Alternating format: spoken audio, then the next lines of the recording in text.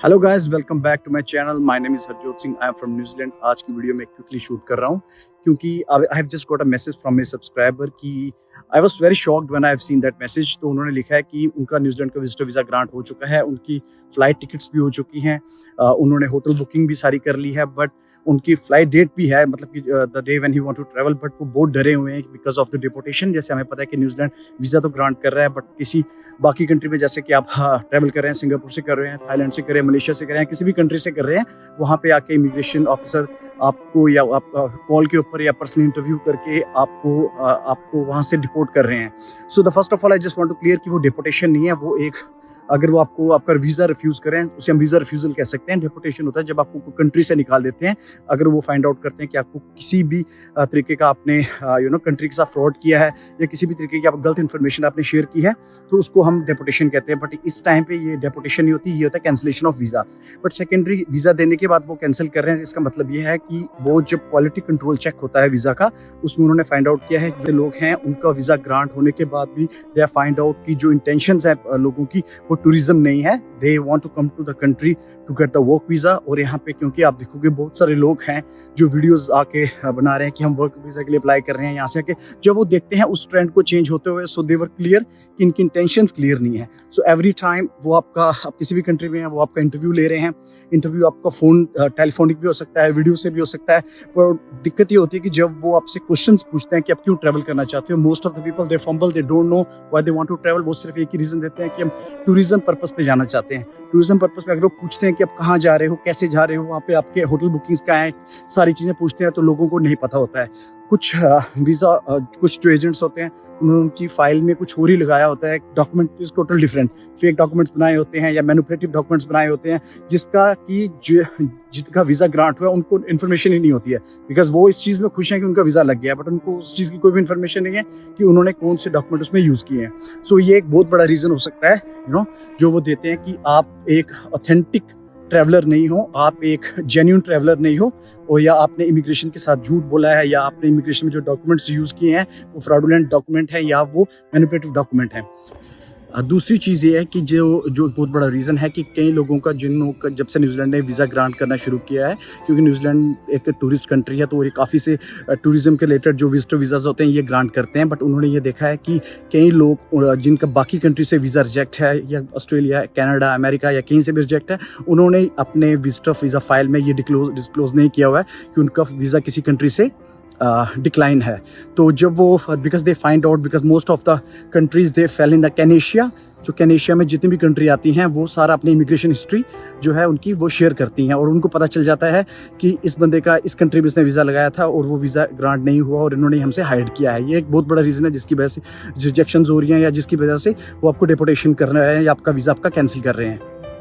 One more thing I want to add कि अगर आप ट्रैवल कर रहे हैं, आपका जो आप विजिटर वीज़ा जब आपने फाइल लगाते हैं तो उसके एंड में एक PDF बनती है जिसमें सारी इन्फॉर्मेशन जो आपने विजिटर वीज़ा के टाइम दी होती है उसमें वो सारी इन्फॉर्मेशन सेव होती है, आपके डॉक्यूमेंट्स कौन से हैं वो सेव होते हैं। प्लीज़ आप उसको जरूर प्रिंट करके अपने साथ में ले जाएं, अपने एजेंट के साथ बैठ के अपने विजिटर वीज़ा की फाइल लगाएं, और आपको पता होना चाहिए कि आपकी फाइल में वो क्या यूज़ कर रहे हैं, क्योंकि आपने उनको पैसे दे दिए, उनका काम खत्म, ठीक है, उन्होंने आपको वीज़ा लेके दे दिया, बट उनकी कोई गारंटी ऐसी कुछ नहीं है कि आपको कंट्री के अंदर एंटर करने देंगे कि नहीं करने देंगे, क्योंकि उनका जो मेन जो मोटो है, जो मेन फोकस है, वो आपको वीज़ा ग्रांट कराना ही है। सो आपको पता होना चाहिए ये आपकी फाइल है, ये आपकी लाइफ का मैटर है। अगर आपका वीज़ा डिक्लाइन होगा, आपको हर जगह पे ये डिस्क्लोज करना पड़ेगा, किसी भी कंट्री में आप डालेंगे कि आपका वीज़ा डिक्लाइन है। सो please be aware of this. आपको पता होना चाहिए कि आपकी फाइल में कौन से डॉक्यूमेंट्स लगे हैं, क्योंकि जब इमिग्रेशन ऑफिसर आपसे पूछते हैं, किसी कॉल पे पूछते हैं, या किसी भी कंट्री में, थाईलैंड, मलेशिया, कहीं पे भी जब आपका इंटरव्यू होता है, आपको ये भी नहीं पता होता कई लोगों को कि हमारे फाइल्स में कौन कौन से डॉक्यूमेंट लगे हुए हैं। तो पर्पस ऑफ ट्रैवल उनको नहीं पता होता है, कितने देर वो स्टे करेंगे, कौन सी आइलैंड में वो कितने दिन रुकेंगे, ये भी नहीं पता होता।